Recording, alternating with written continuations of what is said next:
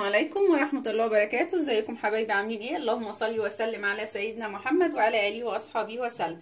النهارده هنعمل معاكم مكرونة الفوتوتشيني اللي هي بالصوص الابيض طبعا او بالكريمة.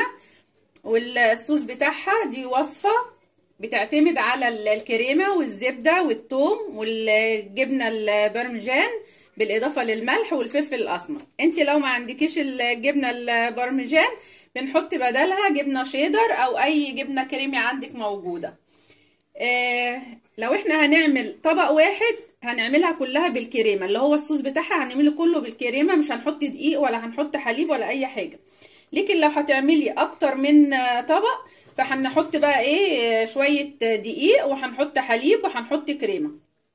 ولو عندك القشطه اللباني موجوده ممكن تعملي بيها، مش عندك اي قشطه بقى بتاعت اللبن او اي حاجه.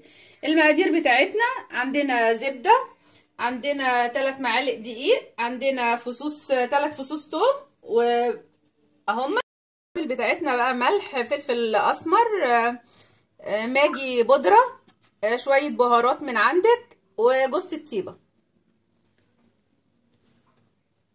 وعندنا بقى الفراخ جبناها الصدور وقطعناها كده زي ما انتم شايفين مكعبات، وعندنا اللبن، وعندنا الكريمه اهيت، وادي المكرونه اللي هي العريضه ديت زي ما انتم شايفين كده. دلوقتي هجيب بقى ايه ميه سخنه واحطها على النار عشان اسلق فيها المكرونه.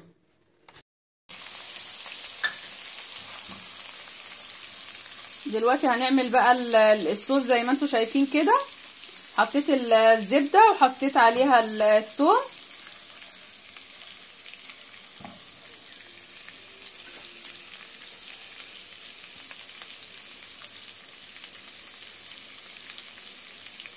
اول ما الزبده بتاعتنا بقى تسيح كده هنزل بقى بالدقيق، 3 معالق دقيق.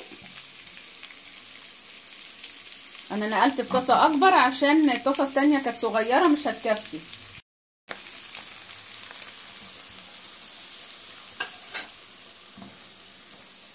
هنقلب بقى كده.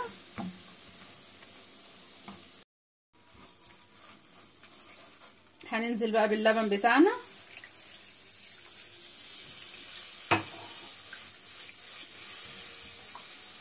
وهنقلب كده. هنجيب بقى الفلفل الاسمر وجوز الطيبه، البهارات بتاعتنا والملح، وهننزل بيهم.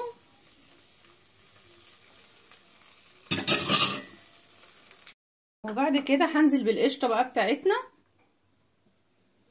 وهقلب كده. احنا مش عايزينها طبعا تبقى بالسمك بتاع البشاميل، احنا عايزينها اقل شويه، تبقى خفيفه شويه، وبعدين انت لما بتسيبيها تبرد شويه هي بتتقل مع نفسها.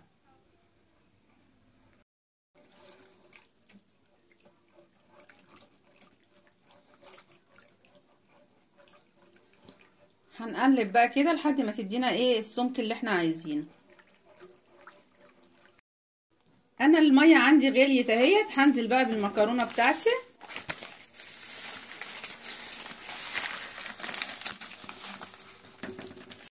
وحطينا المكرونه بتاعتنا زي ما انتم شايفين كده، وادي الصوص بتاعنا اهو ابتدى يتقل اهو. هجيب بقى الجبنه بتاعتنا واحطها ايه على الصوص، وهقلب بقى كده. هي الجبنه هتسيح وهيتقل لوحده كده، الصوص هيتقل لوحده.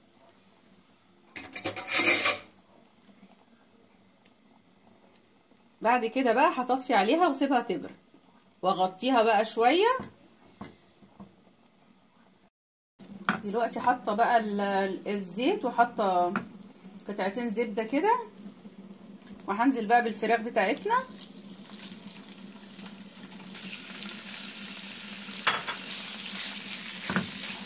هخليها تاخد الصدمه بتاعتها كده عشان ما يبقاش فيها ميه ولا فيها اي حاجه.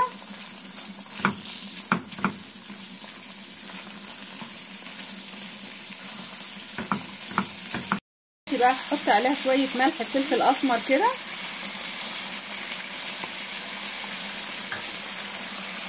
وهقلب بقى كده حلوه قوي. لو وصلنا بقى لحد كده ما تنسونيش بقى في اللايك والشير وسبسكرايب. عشان يوصلكم مني كل جديد. الفراخ بتاعتنا وانزل بيها على الصوص بتاعنا والمكرونه،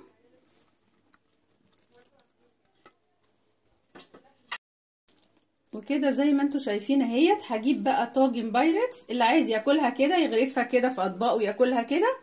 احنا بقى دلوقتي هنجيب طبق بايركس وهنحطها فيه وهندخلها الفرن. حطيناها في البايركس بتاعنا. هنزل بقى ايه، لو عندك جبنه موتزاريلا ممكن بقى تنزلي بيها كده على الوش. وكده بقى المكرونه بتاعتنا بقت جاهزه زي ما انتوا شايفينها اهيت. يلا بينا بقى نحطها في الفرن.